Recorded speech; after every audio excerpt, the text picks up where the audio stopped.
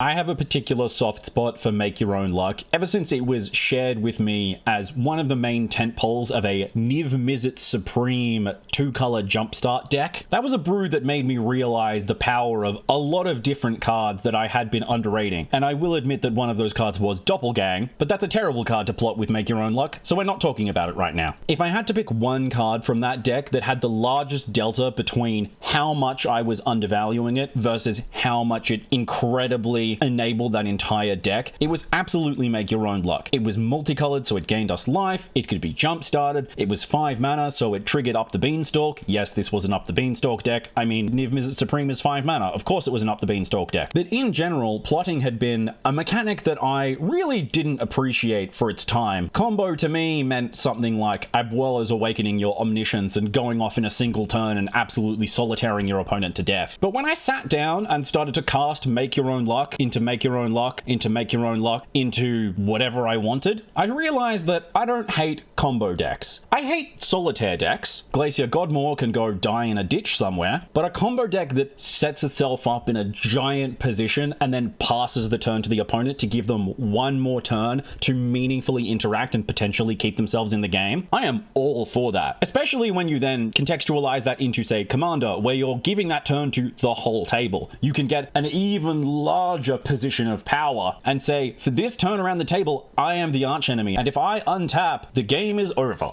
Make Your Own Luck is that kind of combo card. When I exile an Omniscience, or a Bringer of the Last Gift, or a Terror of the Peaks, all of which, still in Standard, it fills the game with a sort of excited tension. And honestly, I live for those moments of back and forth, those big moments of feeling, more than I live for actually just raw beating people into the ground and ending the game. But even more than being an alternate superior Spider-Man for your Bringer of the Last Gift deck, ramping into Make Your Own Luck is also just a good play to stabilize yourself on the board with, say, a Quantum Riddler that you don't have to flicker, or casting the creature side of a Meringue River Regent early. So join me in liking and subscribing to apologize to Plot, the mechanic that did not get the love that it deserved, but now might just be one of my favorite mechanics in Standard, between Make Your Own Luck and Demonic Ruckus.